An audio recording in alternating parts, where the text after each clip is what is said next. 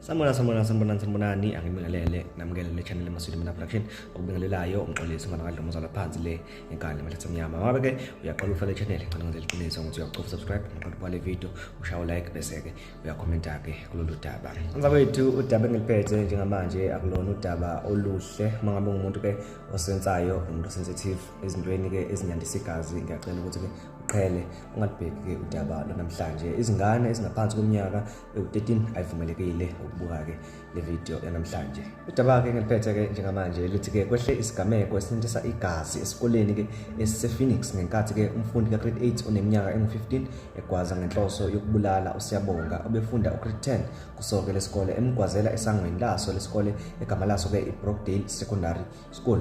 Umthombo ke othembekile uveze lo daba ukuthi ke ingqabano iqale esikoleni ngesikhathi sebreak. Kubikwa ukuthi ke kade kubanjwe ulayini wokuyophaka ekitchen. Futhi makuyophaka ekitchen lo mfundi ogwaze uSiyabonga ushawe omunye umfundi. Yena waphenduka wadedela impama uSiyabonga ngaphandle kokubuza ukuthi ke ubani ke lo mshayayo.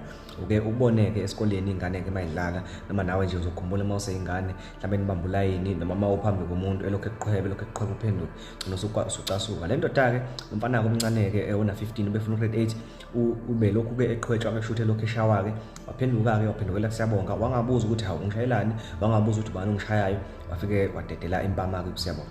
Hawu ke uthe mayimshaya kuSiyabonga wabe eseyilwela ke naye ukuthi ayicha ndoda ngeke phela ungishaye kanjena ngivese ngithule nje ngingenze lutho.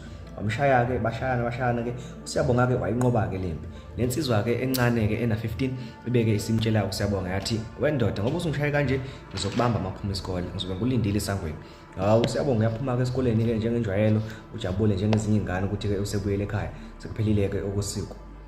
La ngebala ke saphuma isikole nomfanyana wabeke eselinda ke uSiyabonga egedweni uthe mayifika ke lapha esangweni nangu ukhona.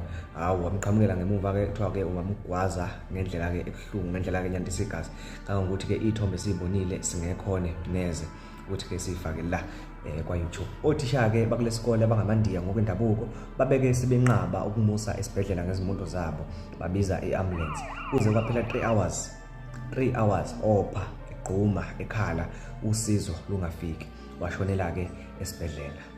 Amaphoyisa ke avule icala ke lokubulala kodwa ke bengakaboshwa umuntu ke njengamanje. Lento eyenzekile ibuhlungu ngendlela eyisimanga ukukhombisa ukuthi izwe lonakele ngisho ezikoleni einganeni ezincane abanga umuntu ona 15 years ingane encane ehlaza cwe leyo iyafika high school isiyenza ke isigameko esifana ke nalesi. Nganza kwethu moya yethu ke iphumile inhliziyo zethu zinabantu ke bakubo kwakhe ke uSiyabonga singathi ke bengaphephisa alale ke nangokuthula ke naye bese ke kwenzeka ke nobulungiswa. Ngiyabonga nibe nosuku oluhle.